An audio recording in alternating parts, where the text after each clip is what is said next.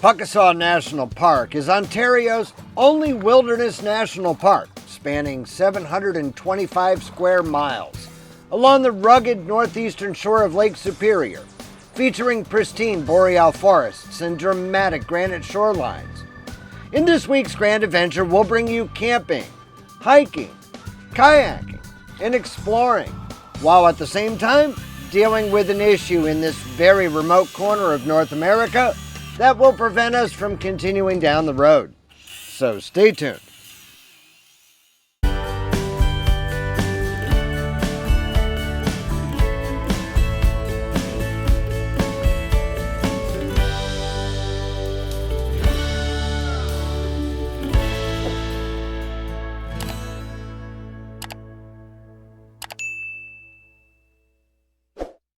This episode of Grand Adventure is sponsored by Etrailer.com, where you'll find thousands of products for RVing, towing, camping, outdoor recreation, vehicles, boating, and more.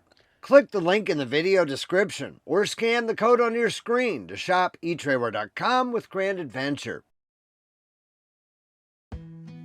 Yes, despite those few extra consonants, it's pronounced Pukaskwa. Don't ask us how or why. It's a premier destination along Lake Superior's remote northern shoreline for backcountry adventurers, day hikers, and paddlers looking to experience one of Canada's most untouched ecosystems. While most of the park remains in its wilderness state, there's a small front country complex just south of the town of Marathon, containing a visitor center, kayak and canoe launch, and a medium-sized campground to complement the roughly 65 designated hike-in or paddle-in campsites distributed across remote shorelines within the park.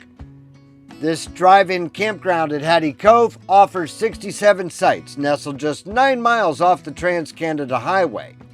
It operates on a first-come, first-served basis, with a mix of electric-only and unserviced dry campsites. We're visiting during National Parks of Canada's free admission days, which stretch this year until September 7th, and also provide a 25% discount on camping. We're paying only $27.56 Canadian per night for our 30-amp electrified campsite, or about $20 US at today's exchange rate. Unserviced campsites come with a reduction of only about $2.75 US. With our arrival the night before Canada Day, Canada's equivalent of the American Independence Day, we were a bit concerned about securing a campsite during the holiday, despite this remote location. Check-in and check-out both take place at 11 a.m., and at the time of our 11:30 a.m. arrival, we had a small selection of electrified sites to choose from, and an even broader array of unserviced sites were still available. Amenities include hot showers at a nicely constructed central shower house and a small laundry facility within the same building. One note of caution, we found the electrical grid within the campground to be unreliable. While camping here this week, the voltage at the pedestal has fluctuated markedly, ranging from a normal 117 to 118 volts to repeatedly dropping to as low as 98 volts at times.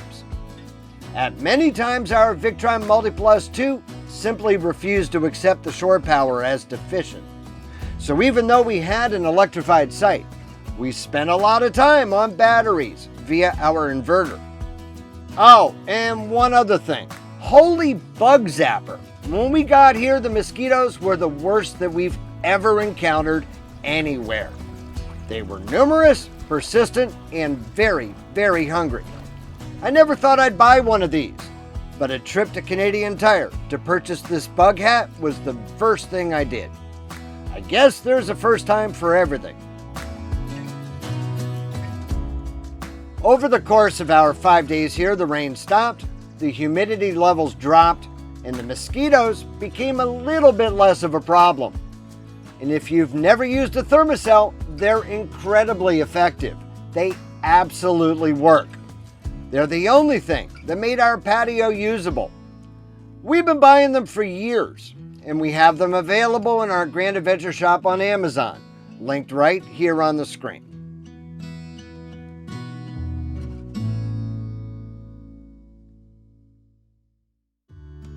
With a population of roughly 3,000, Marathon is the only town of any significance within any reasonable drive of our campground, about 25 minutes away. You'll find a variety of retail and services for the RV traveler available here, including a grocery, a hardware store, a Napa Auto Parts, and a Canadian Tire.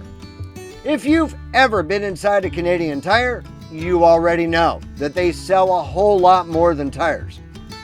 Marathon started in 1883 as a bustling construction camp called Peninsula during the building of the Canadian Pacific Railway. Once the tracks were laid, the massive camp emptied out, leaving a quiet outpost. But in 1944, the Marathon Paper Mills of Canada built a pulp mill and established a classic, well-planned company town, which was officially renamed Marathon in 1946. The mill anchored the economy for over 60 years until its closure in 2009.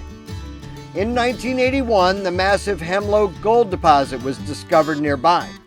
The resulting gold rush diversified the town, bringing in a wave of miners, associated infrastructure, and steady economic life that continues to support the area today.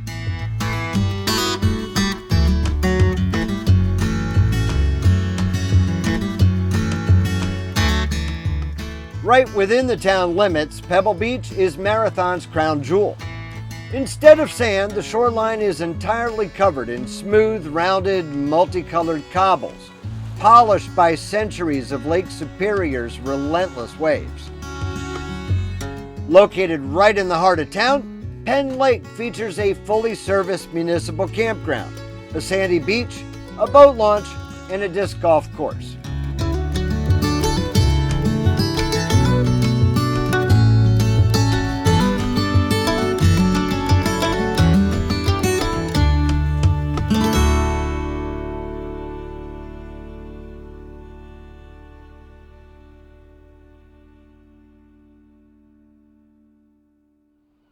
We'll bring you hiking and kayaking within the national park and share the mechanical failure that stopped us dead in our tracks, immediately following a brief message from our valued video sponsor, Etrailer. Whether you need products for your RV, boat, trailer, vehicle, hunting and fishing, off-roading, and more, our video sponsor Etrailer has you covered. Best of all, you'll find over 100 US-based enthusiast customer service reps ready to help via phone, chat, or email, both before and after the sale. These folks have used themselves the products that you're shopping for, and you won't find a more knowledgeable team anywhere to help you with your outdoor project. Click the link in the video description or scan the code on your screen to shop etrailer.com with Grand Adventure.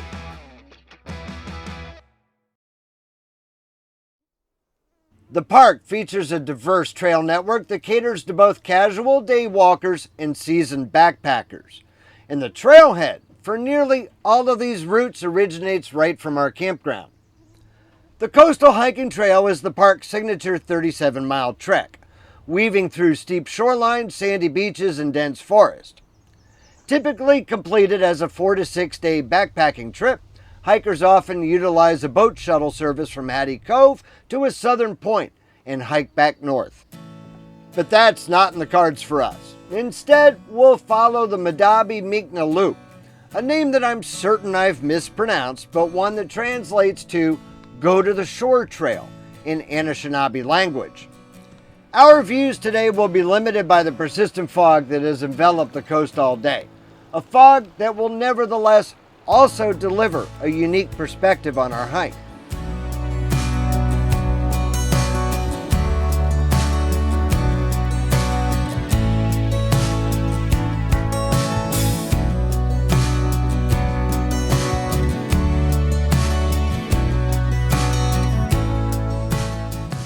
This hat is truly annoying, but far less so than the alternative.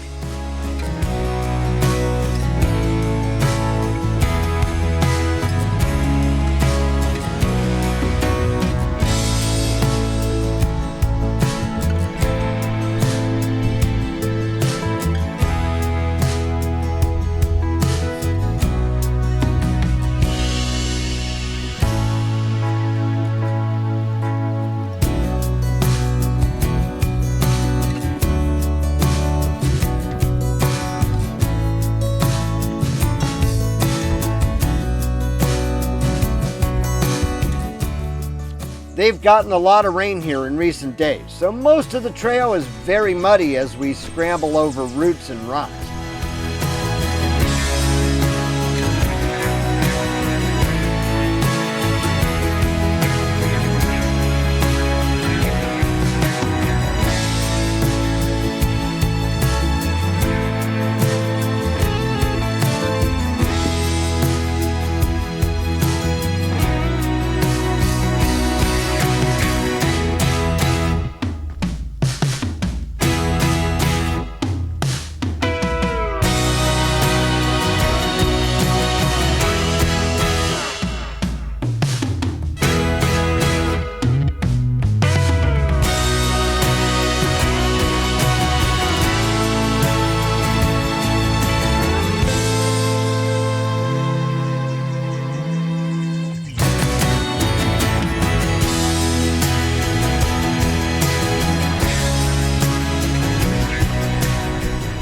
Through this fog, I can barely see the waves lapping at the rocks beneath the cliffs.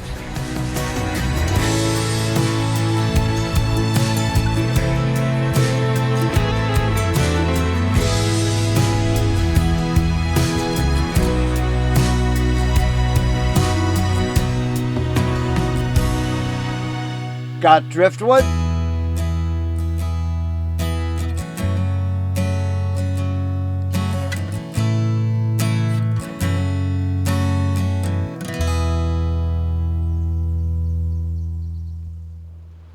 Now, if you're like me, you'd like to see the views that we missed. So a few days later, with most of the fog, some of the mud, and just a few of those pesky mosquitoes gone, I decided to return for another look.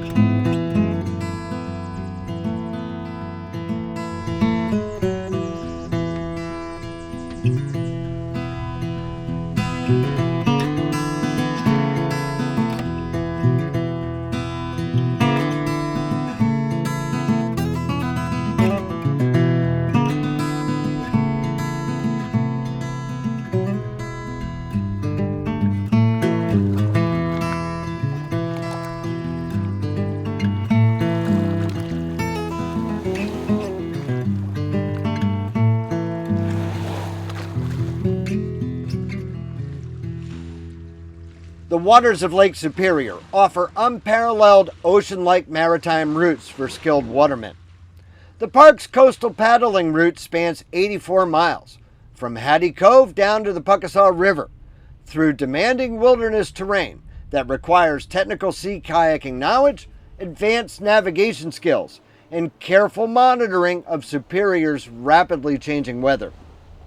There's a beautiful sandy canoe launch with rental facility right within Hattie Cove Campground that we're here to take full advantage of.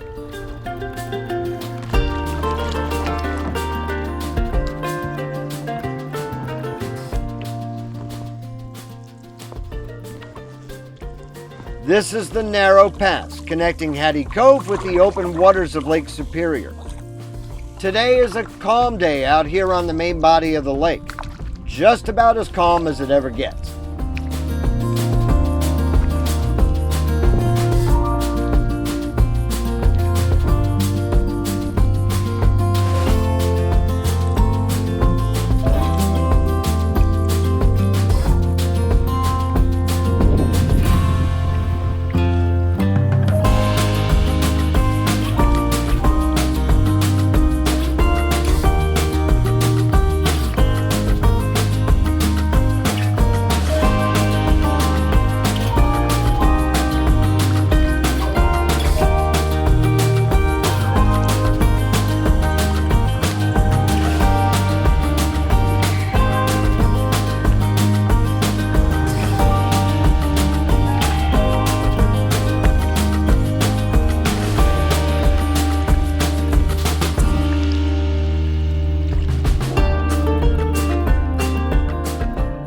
I'm paddling alone, and Lake Superior's waters remain positively frigid all summer long. So I'm happy to connect for a bit with Roger, one of my campground neighbors. There is safety in numbers out here.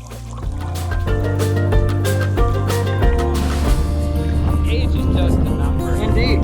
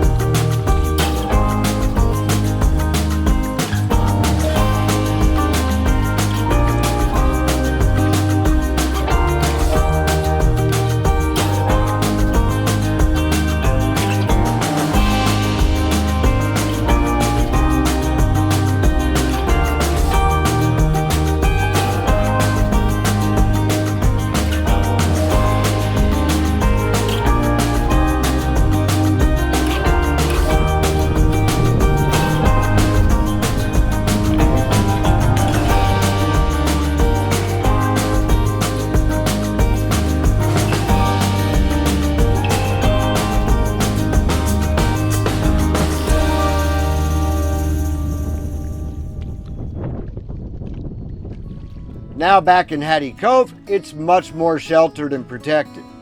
For beginners or relaxed excursions, the sheltered waters of Hattie Cove remain calm even when the main lake is turbulent, providing an ideal haven for casual canoeing, stand-up paddleboarding, or exploring tranquil coastal wetlands.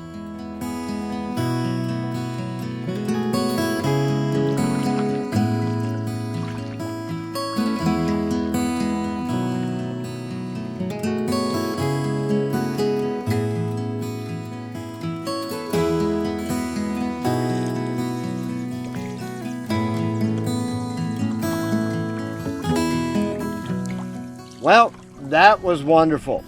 Video truly does not do it justice, and this was a top 10 paddling experience for me, for sure. Far more pleasant, in fact, than what we discovered back at our fifth wheel, which we'll explain right after we take a quick ad break to pay the bills. So stay tuned.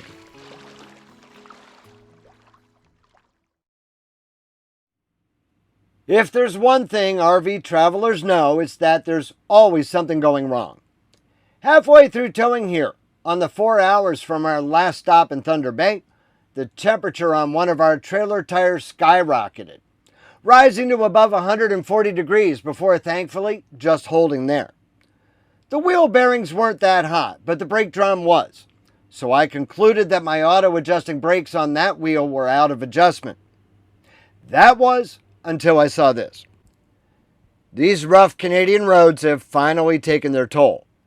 It's probably no coincidence that the last time we broke a leaf spring was moments after returning from Eastern Canada in 2024.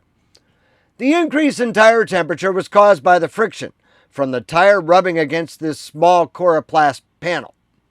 But there's no RV mechanic, mobile or otherwise, anywhere along this entire 439-mile stretch between Thunder Bay and Sault Ste. Marie, another 5 hours further down the road. When something goes wrong on the road, you need to be resourceful. And I have found that AI has changed many aspects of RV life, including finding a solution to a mechanical problem. I asked Google Gemini for suggestions, and it recommended that I call a heavy tow company in White River, which is about another hour further down the road. I called the tow company, and the gentleman who answered the phone suggested that I call a machine shop in Marathon, which is 25 minutes down the road. I called there, even though they were closed. They're going to be closed until Monday, and we're leaving here Sunday. I called there anyway, and the end of the recording on the answering machine provided the owner's cell phone number in case of emergency. So I called there. Sylvain answered the phone. He said that he had the springs in stock and asked if I had tools. I assured him I have every tool imaginable. However, what I lack are the skills where I feel comfortable changing out that spring. He kindly offered to come down here to the campground tomorrow to change out that leaf spring. If you encounter issues navigating the Superior Loop, we very highly recommend Sylvain Dunn at Major Machine Works in Marathon. He went out of his way for us on a weekend for a price that was way beyond fair. Thank you, Sylvain. You were a lifesaver.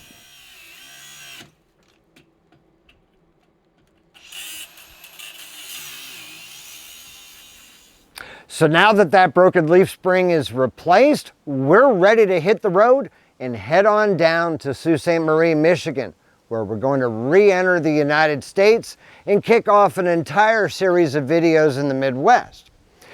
However, we're not going to bring you to Sault Ste. Marie for 2 weeks, because next week we'll be premiering our RV news for the month of August. So if you're not yet a grand adventurer, there is no better time than right now for you to go smash that little subscribe button and ring that notification bell to be sure that you never miss a grand adventure, which we premiere right here every Wednesday evening. We'd be honored if you shared the channel with your friends, family, and on social media. Understand, it's extremely important to us that if you enjoyed this episode from Pukaskwa National Park, please be sure to give us a huge thumbs up down below. And while you're down below, that's where you're going to find the comment section, where we love to hear from you each and every week. So until next Wednesday's RV news for the month of August 2026, please remember, life is nothing but a grand adventure. We'll see you then.